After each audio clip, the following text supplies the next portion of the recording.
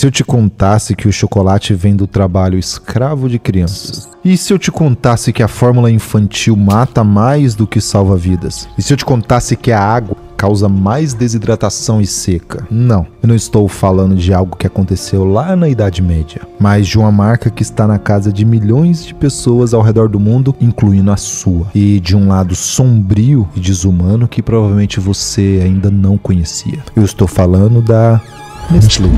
Uma pesquisa revela que uma das maiores empresas de alimentos do mundo adiciona açúcar às comidas para bebês.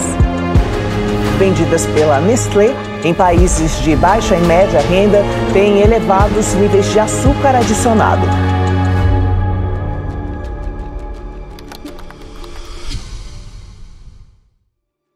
O chocolate está nas nossas vidas desde cedo. É o que vai adoçar aquele dia difícil, aquele presente da pessoa amada, a disputa por quem vai escolher o melhor bombom da caixa. Ainda assim, é difícil imaginar que eu posso parar o mundo todo só porque eu quero um Nestlé, certo?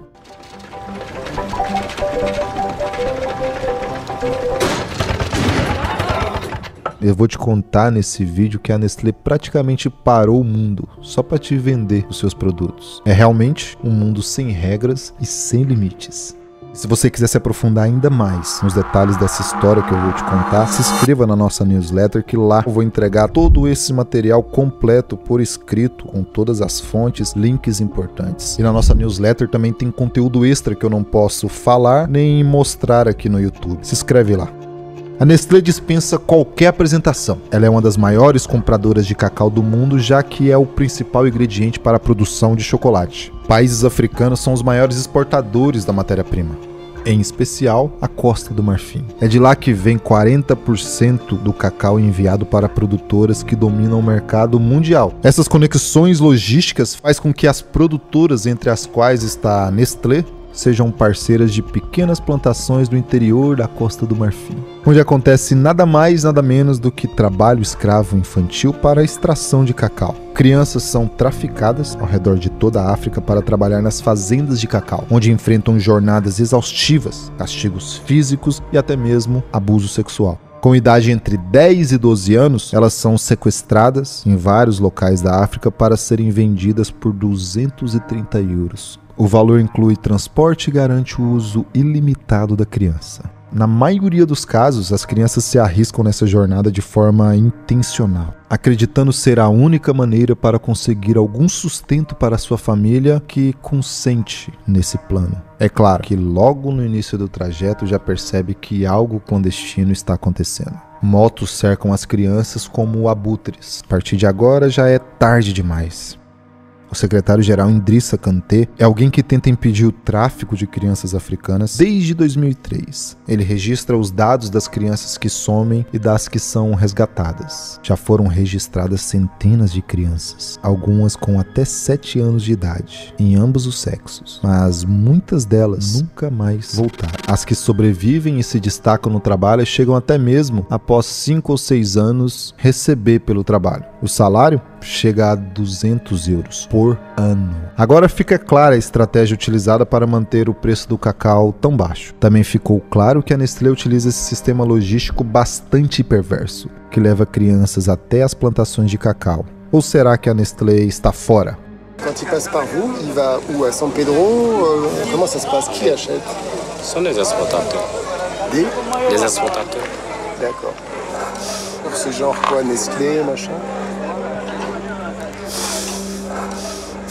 Outra parceira dessa cadeia de suprimentos é a Barry Callebaut. A maioria de seu cacau vem da Costa do Marfim, mas aparentemente eles desconhecem qualquer forma de trabalho infantil, porque as sementes legalizadas e as clandestinas são carregadas e transportadas em conjunto para serem pesadas e posteriormente espalhadas. O cacau de mais de 40 plantações será misturado e ninguém jamais conseguirá rastrear sua origem. A Nestlé se comprometeu desde o ano 2000 a comprar cacau de fornecedores isentos de trabalho escravo. A empresa perdeu o prazo para se regularizar em 2005.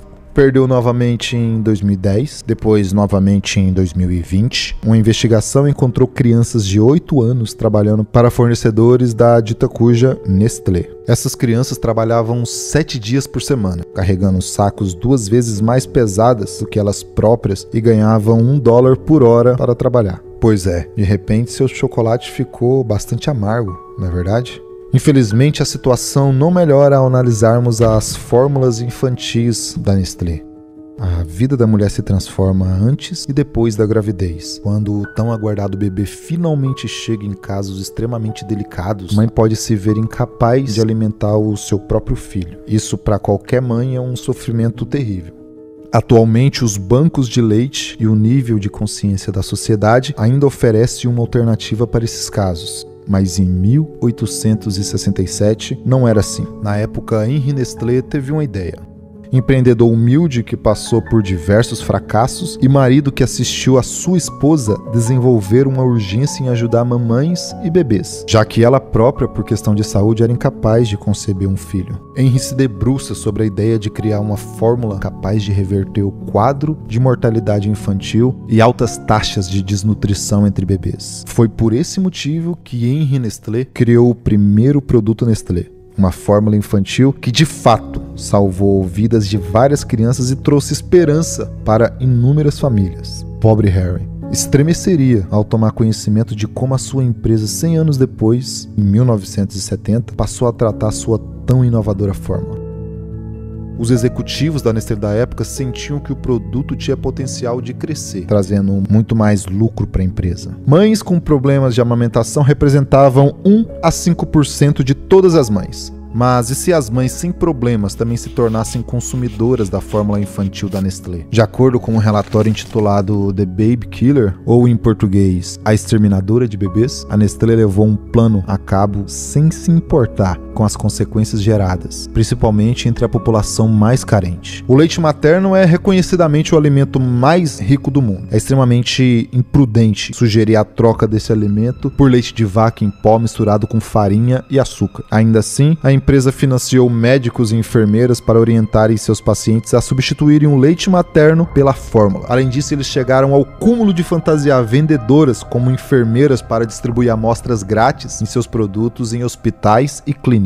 A perversa estratégia cuidou de fornecer de forma gratuita exatamente a quantidade de fórmula necessária para que o leite da mãe secasse naturalmente e a família ficasse totalmente dependente do produto. E agora deveria ser adquirido por um preço altíssimo. Aqui fica claro que o objetivo da empresa nunca foi a nutrição e a saúde. Trocar o melhor alimento do mundo por qualquer outra coisa é a prova disso. Tomando conhecimento do relatório, a população norte-americana imediatamente se revoltou e iniciou uma campanha de boicote à marca. Com reação, a empresa se dividiu em 2 frentes, uma voltada para países desenvolvidos e outra para os países subdesenvolvidos, vulgo Brasil.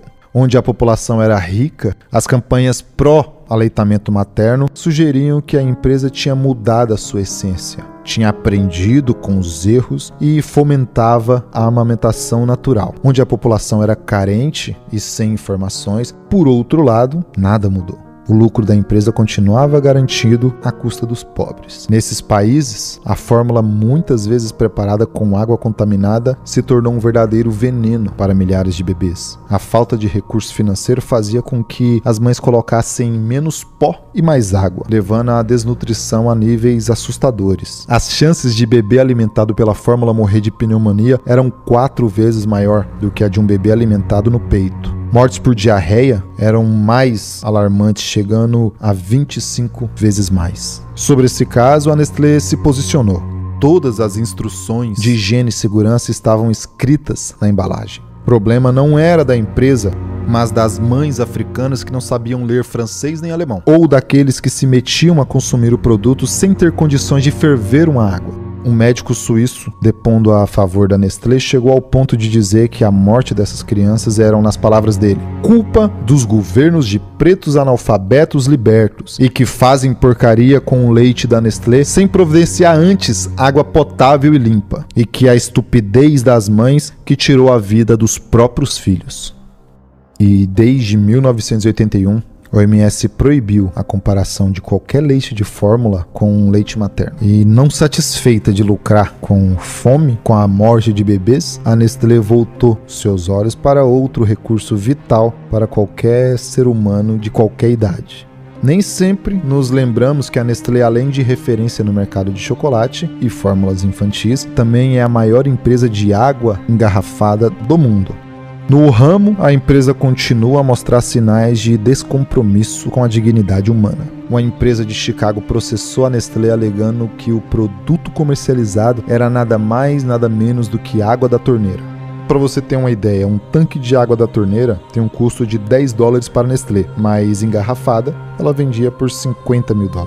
Até aí, tudo bem. Todo dia sai um malandro e um trouxa de casa. Se os dois se encontram, dá negócio. Mas agora a questão fica ainda mais séria. Ao se analisar as práticas da extração da água, responsável por esgotar aquíferos, secar nascente e privar comunidades inteiras do acesso à água potável, em uma crise de seca no estado da Califórnia, todas as empresas que utilizavam o recurso da região se mostraram solidárias e encerraram as suas operações, menos a Nestlé Waters, que continuou bombeando cerca de 70 milhões de galões de recursos hídricos californianos para vender água para os californianos. O CEO da Nestlé achou pouco. Por ele, a Nestlé deveria engarrafar mais do que isso, ainda mais se fosse trazer mais lucro.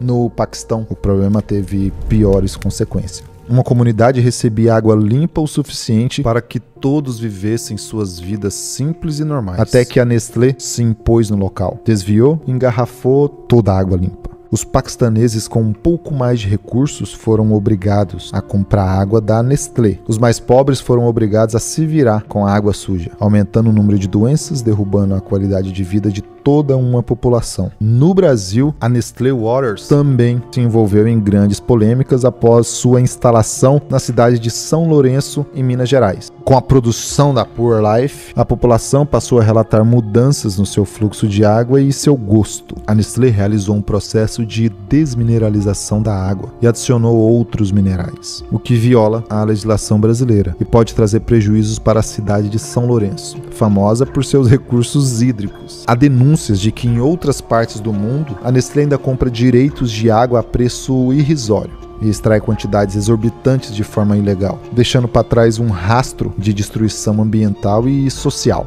A Nestlé tenta construir uma imagem de empresa responsável e sustentável, mas a realidade por detrás de seus produtos é bem diferente. A empresa lucra com a exploração irresponsável da água, do trabalho infantil, da natureza em geral. Para a maior empresa de alimentos do mundo, não me parece tão difícil impor no mercado práticas sustentáveis e responsáveis, mas não é bem assim. Cabe a nós, consumidores, se queremos continuar financiando uma máquina de destruição ou reunirmos nossas forças para obrigar a empresa a buscar soluções positivas para a população, como no tempo de seu fundador, Henri Nestlé. Diante de tantas evidências, a pergunta que fica é: até quando vamos fechar os nossos olhos para o lado obscuro da Nestlé? O futuro do planeta e das pessoas dependem das nossas ações. Se você chegou até aqui, curta esse vídeo, comenta o que você achou dessa história da Nestlé, me diz se você quer ouvir mais histórias de empresas desse naipe. E tá aparecendo alguns vídeos aqui no canal, clica aqui. O canal tá bem legal, tem todo tipo de assunto, você vai gostar. Clica aqui que tá acabando, clica aqui, clica.